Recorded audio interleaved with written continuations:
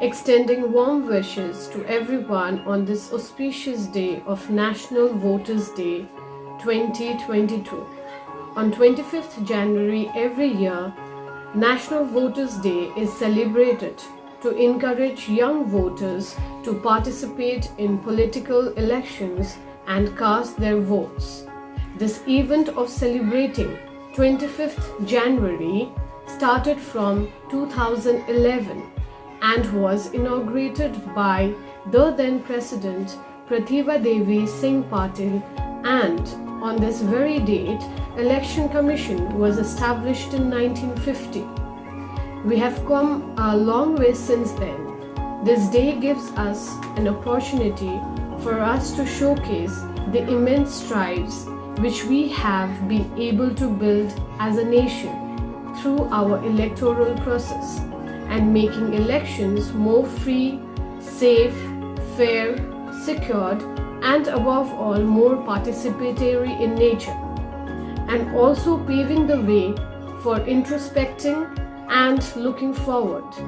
Measures, steps to be taken in making our election with the theme more inclusive, accessible, and participative. The main purpose of the National Voters' Day celebration is to encourage, facilitate, and maximize enrollment for the new voters and igniting the young minds or the young voters and promoting informed participation in the electoral system. Thank you. Hello everyone, I would like to put forward the theme for the 12th National Voters' Day that was celebrated on 25th of January 2022. Theme for this year's National Voters' Day was making elections inclusive, accessible and participative.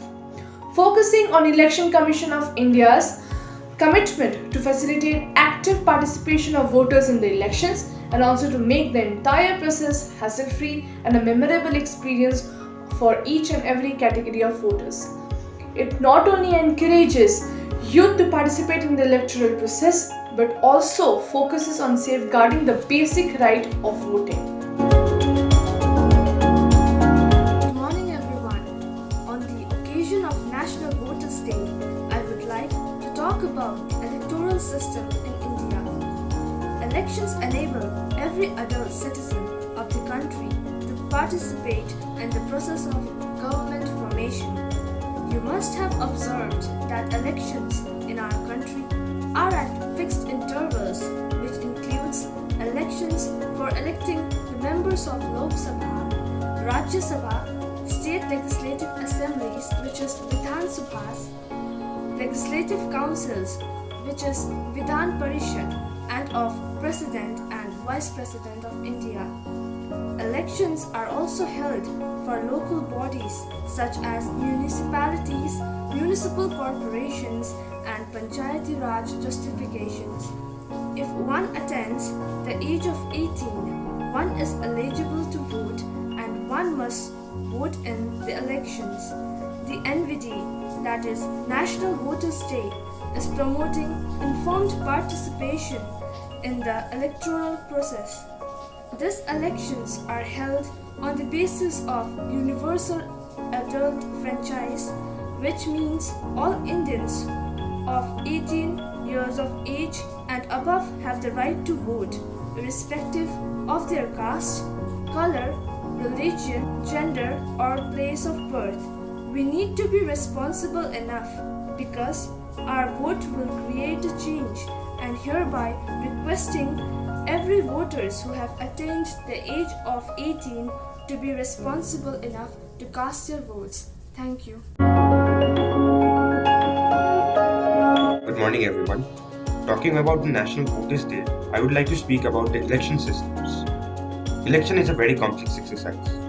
It involves scheduled rules and machineries. It also gives a clear picture of the voting procedure, as also about filing of nomination, their scrutiny, and the campaigns carried out by the parties and candidates before actual polling. Election Commission and election system in India and certain reforms are the most important thing which are associated with National Voters' Day.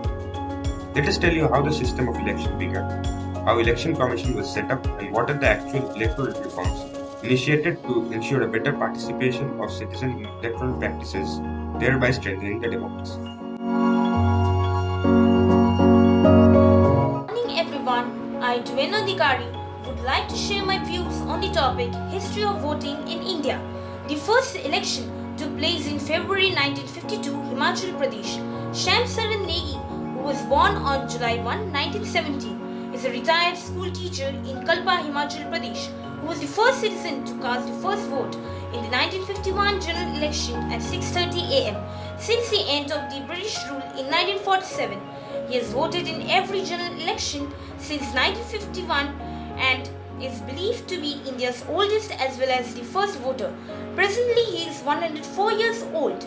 I would also like to say that let us idolize Sham Sharan Negi, who has been responsible in giving his vote judiciously. Let us all follow him and all the young people. Please utilize your right and participate in the election system of India because one vote of yours can change the entire system. Thank you. I am Shampriya Ghosh of class 12 and I am here to speak about the Election Commission of India. The Election Commission of India is an autonomous constitutional authority responsible for administering union and state election processes in India.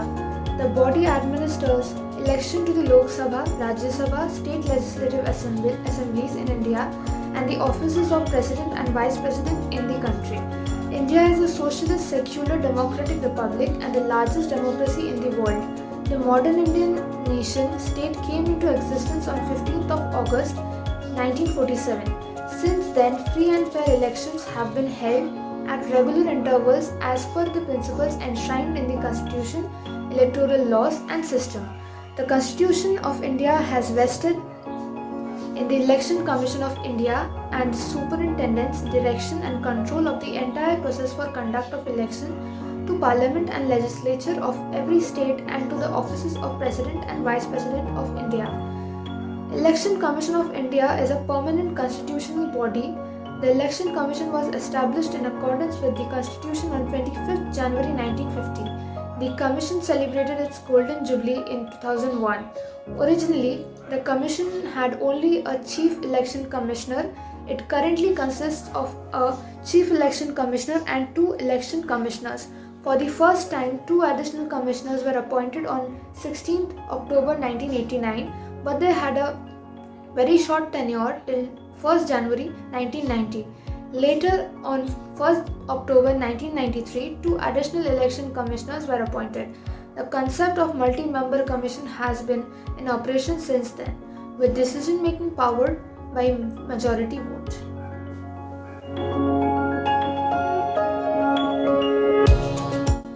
Hello everyone, myself Shruti Singh Rathore and I am going to be speaking to you today about Election Commission. The Commission had a separate secretariat at New Delhi consisting of about 300 officials in a hierarchical setup.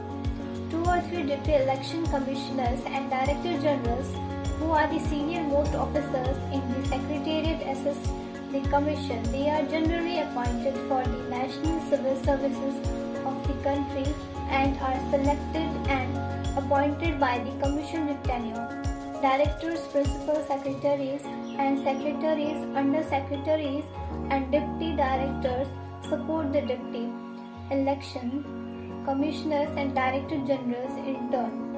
There is a functional and territorial distribution of work in the Commission. The work is organized in divisions, branches and sections. Each of the last mentioned unit is in charge of a section officer. The main functional divisions are planning, judicial, administration, systematic, voters, education, electoral participation, sweep, information system, media and secretariat coordination. The territorial work is distributed among separate units responsible for different zones into which the 35 constituent state and union territories of the country are grouped for convenience of management.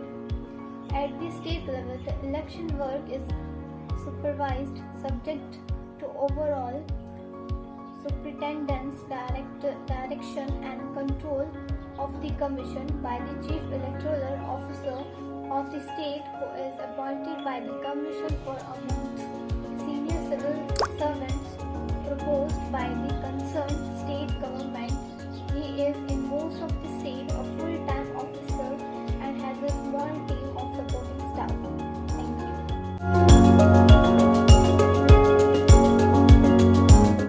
Hi, I'm Kankana Mandal, a student of class 12. Today, on the occasion of National Voters' Day, I am here to speak on the topic of electoral reforms in India.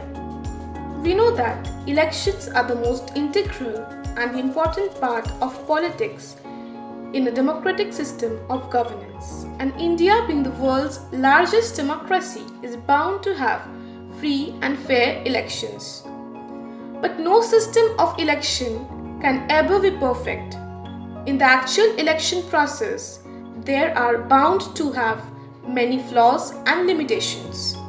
Any democratic society has to keep searching for mechanisms to make elections free and fair to the maximum. With acceptance of adult suffrage, freedom to contest elections, and establishment of an independent election commission, India has tried to make its selection process free and fair. However, experience of the last 55 years has given rise to many suggestions for reforming our election system. Thank you.